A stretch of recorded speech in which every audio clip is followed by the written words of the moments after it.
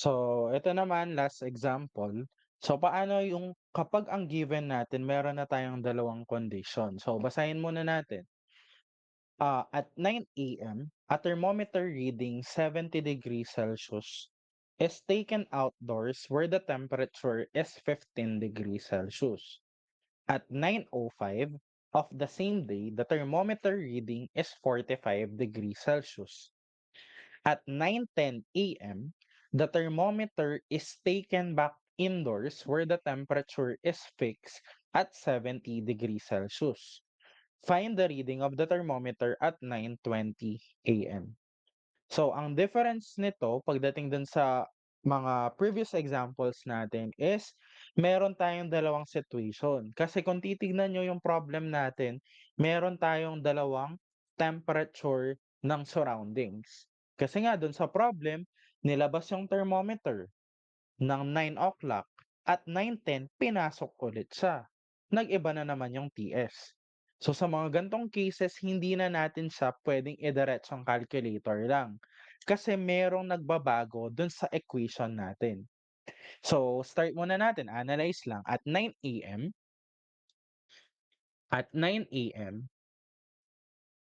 yung thermometer reading natin is 70 degrees. Thermometer reading. Where taken outdoors where the thermometer temperature is 15. Ibig sabihin, ang TS natin dito is 15 degrees Celsius. Nilabas siya dito. Pwede niyan nating iset yung 9 a.m. na to as our time 0. So kapag meron tayong time 0, ibig sabihin pwede nating makuha yung value ng C. Ano pa yung given dun sa problem? At 9:05 a.m. of the same day, the thermometer reading is 45 degrees. Nasa labas pa din yan. So, ibig sabihin, ang TS na gagamitin natin dito is still 45. So, ito naman, pwede natin siyang ilagay as time 5. In terms of minutes na lang tayo. So, 9:05, kaya time natin dito is 5. At 9:10 a.m., dito na magkakaroon ng difference. So at 9:10 a.m., the thermometer is taken back indoors where the temperature is fixed at 70 degrees. Pero before siya ipasok, kung ipapasok siya, ibig sabihin nasa labas pa din. Kailangan lang niyan natin kunin yung temperature niya before siya ipasok para yun yung magse-serve ng natin as initial temperature dun sa second condition. So, ibig sabihin niyan, at time 10, kailangan muna nating kunin yung value ng TB. Ito, yung before siya mismong ipasok.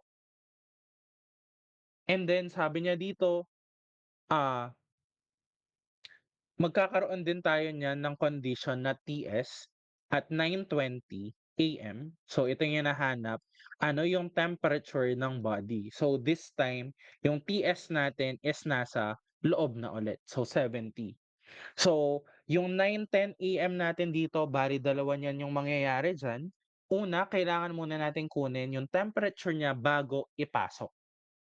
So, solve muna natin yon dun sa first condition muna, hanggang dun sa bago siya ipasok. So, meron tayong given na time 0. So, at time 0, yung working equation natin is 70 minus 15 is equal to C e raised to 0. So, ibig sabihin, ang C natin will be equal to 55. At time 5 naman, so dito na niyan, masasolve natin yung value ng K. So, 45 minus 15 is equal to 55 e raised to KT. So, ang time natin dyan is 5.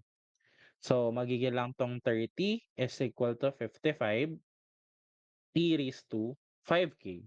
Divide lang natin both sides by 55 and ln na natin. So, ln of 30 over 55 is equal to 5K. Ibig sabihin, ang K natin is ln of 30 over 55 all over 5. So, then meron na tayong value ng C and K, puwede na nating makuha yung temperature niya as in before siya ipasok. So, 9:10 pa din pero before. So, parang, kung titignan niyo parang ano, mga 9:09 tapos 59 seconds, 59.99 gano'n. So, more like, parang katulad na din siya ng 9:10. So, before ipasok. Ibig sabihin nasa labas pa din. So, kukunin lang niya natin yung temperature nun, gamit itong equation pa din siyempre. So, TB minus TS is equal to 55 E raised to KT. So, ang time natin is 10, ang K natin is ln of 30 over 55 all over 5. So, ito yung temperature niya bago ipasok ulit dun sa loob. Transpose ko na yung 15 niyan sa kabila. So, magiging lang 'tong 15 plus 55 E raised to 10 multiplied by ln of 30 over 55 all over 5. So, ang nakuha nating value is 31.364. So, 31.364 degrees Celsius. Ito yung temperature niya at 9:10 AM. So, pero at 9:10 AM, pinasok na ulit siya dun sa indoors.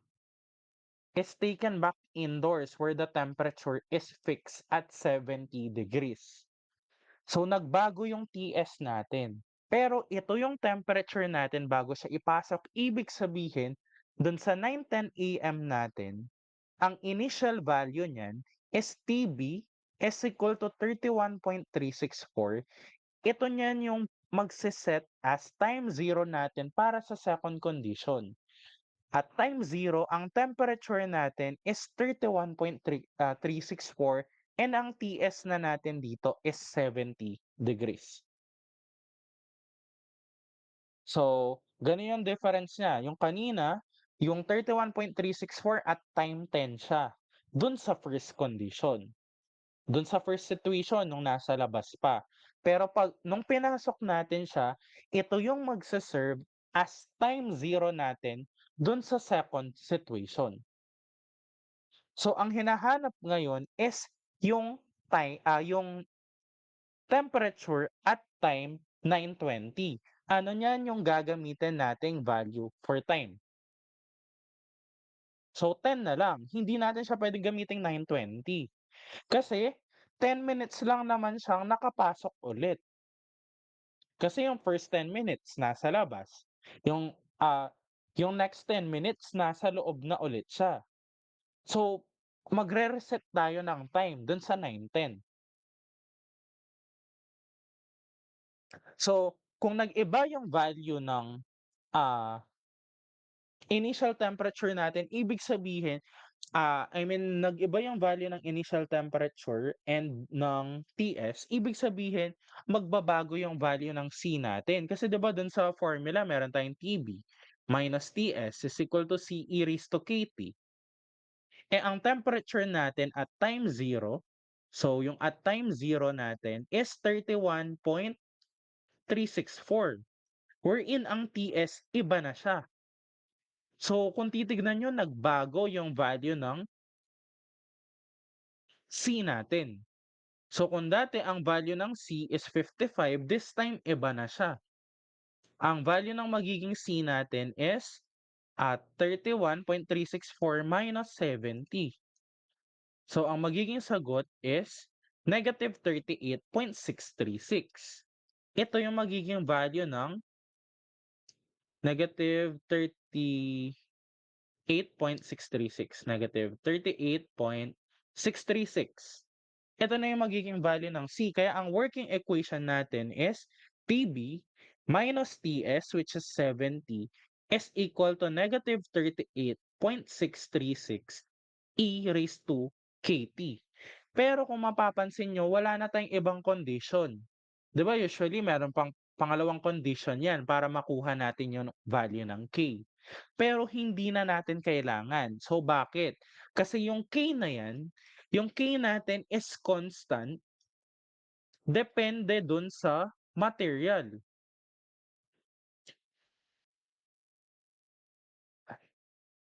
Constant depende dun sa material na ginamit, kung ano yung mine-measure nating temperature. So, dun sa first condition ang pinag-uusapan diyan yung thermometer reading 70 degrees. Tapos at 9:05 yung reading niya 45 degrees. So, ibig sabihin ang pinag-uusapan natin yung yung thermometer mismo. Eh, yung K na 'to parang yan yung rate of change pagdating dun sa thermometer. So, kahit mag-iba yung condition niya, same pa din yung gagamitin nating key kasi hindi tayo nagbago ng material. And diyan pa din yung mine-measure natin, yung temperature ng body, yung body mismo ng thermometer. So, hindi tayo nagbago ng material, nagbago tayo ng condition, ang gagamitin pa din is yung same na value for K. Wherein, ang K natin kanina is ln of 30/55. So, i-input lang niya natin to. So, meron tayong TB minus 70 is equal to negative 38.636 e raised to K. So, ang K natin is ln of 30/55 all over 5 multiplied by 10. So, eto na niyan yung magiging final answer natin. Transpose ko na agad yung negative 70. So, magpa-positive 70 na siya. So, minus 38.636 e raised to 10 multiplied by ln of 30/55 all over 5. So, ang magiging sagot natin is 58.505 degree Celsius. So, this will be our final answer. So, kaya dapat i-analyze niyo ng maayos yung problem. Hindi puwede yung solve lang ng solve tapos yung mga inputs na given kahit paano lang. So, analyze niyo ng maayos. So, gano'n yung tatandaan niyo 'pag hindi tayo nagbago ng material or yung mismong mine-measure natin, ibig sabihin yung K natin is laging constant kahit magbago pa kayo ng condition, as long as na hindi nagbabago yung material na ginagamit.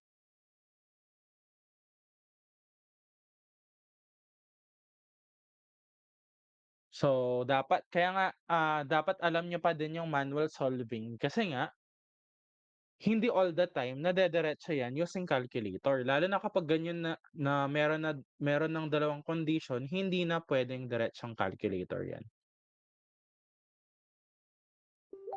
So, ayun, yun lang yung about sa Newton's Law of Cooling. So, practicein niyo na lang yung iba dun sa ano, dun sa book, yung sa PDF na differential equations. Dun sa chapter exercises, madami pa naman sila dun.